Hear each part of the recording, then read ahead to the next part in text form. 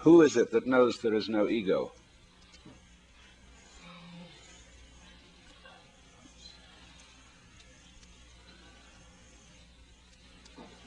And you must realize, you see, that this is a problem created linguistically. I explained that language based on the sentence, composed of subject, verb, and predicate, contains the hidden belief system that events are started by nouns, by things. And so it's very important to understand that in the real universe, there are no things at all. And this startles people, because we think of the universe as the sum total of things. But when you go into the question what you mean by a thing, you ask children this question, what do you mean by a thing? And they'll say, well, an object. Well, I said, you've just substituted another word that doesn't tell me anything. Well, they can come back if they're very smart and say, what do you mean by anything? I got once in a class of high school kids an Italian girl who said a thing is a noun. Well, she was getting warm. A thing is a think. It's almost the same word. It's a unit of thought, in the same way that an inch is a unit of linear measure, or a pound a unit of weight. And so in various languages this comes out. In German you've got ding, thing, denken, to think. In Latin, res, thing, reor, to think.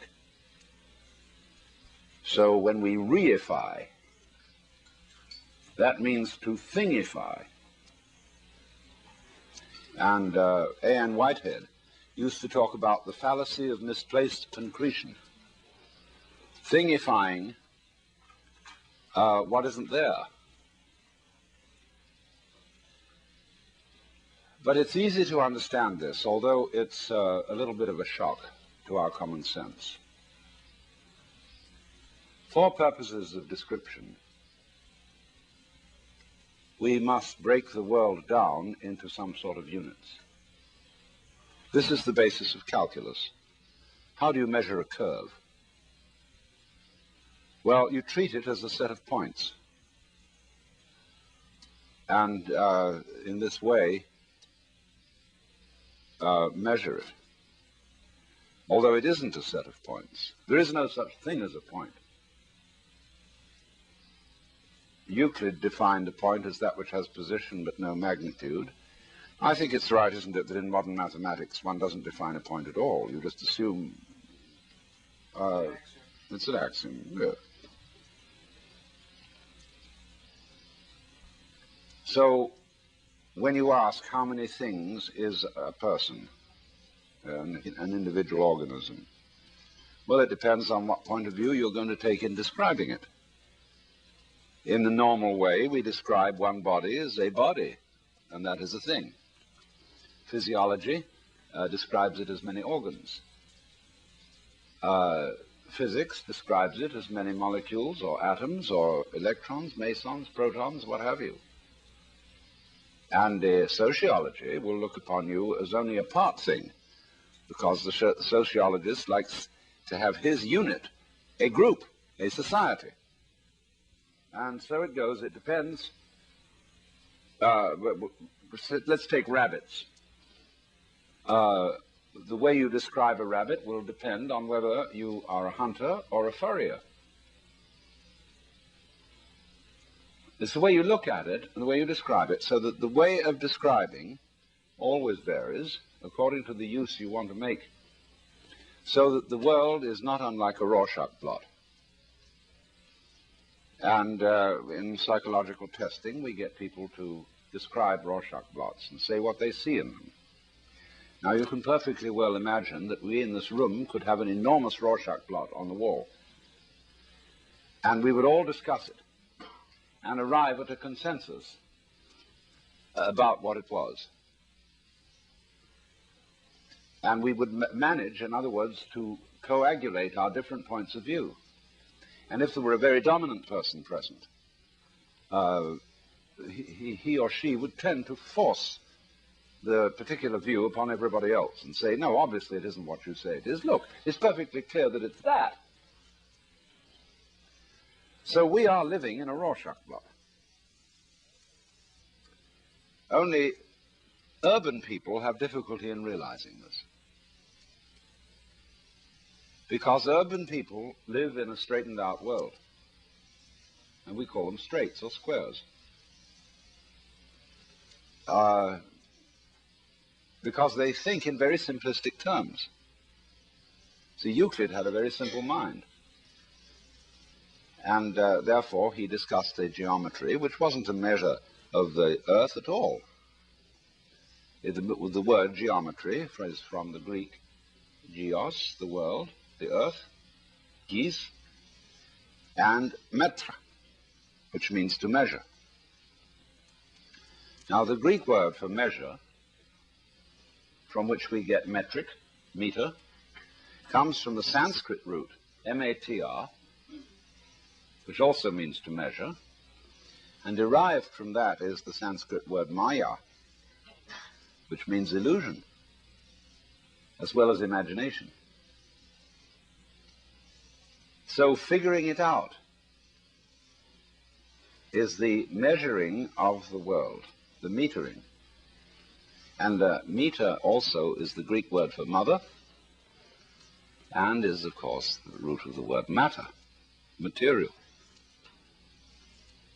And so when we ask, does it matter, we are asking, does it measure up to anything?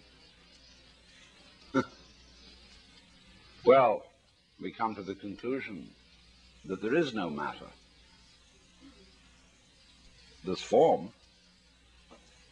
It's the form that matters, or you could say the universe is a matter of form. And in Sanskrit, there is no word for matter. The word rupa, which is used for the material or physical world, means form. And so you get Namarupa as the full name for what we call physical reality. Nama means name, Rupa form, so it is named form. And so Lao Tzu, writing the Tao Te Ching, says, the nameless, or the no name, is the basis of heaven and earth. But the named is the mother of 10,000 things. So, in the sense, then, of this, you can understand the saying, in the beginning was the Word. All things were made by him, and without him was not anything made that was made. Because you don't get things until you start naming. Because then you point out on the universal Rorschach blot, this wiggle. What do you mean, this wiggle? Where does one wiggle begin and the other end? Well, this is a matter of arbitrary definition. Where does your head end and your neck begin? Here, here, here, here, here. Well, where is it? We know vaguely. But you can't be precise about it, because you can look at the head and the neck as continuous. You start here and say, well, it's all one thing up from here to here, see? Or you can start here and say, no, it's all one thing from here to here, etc. Because it's all arbitrary. And the value of it is that by description and by conventional decisions as to where to draw the line, we can communicate in language. And this is socially valuable. But we must not be deluded by what we're doing. Because if we do truly believe that the world is a lot of separate things, we believe that we can take them apart and have this without that.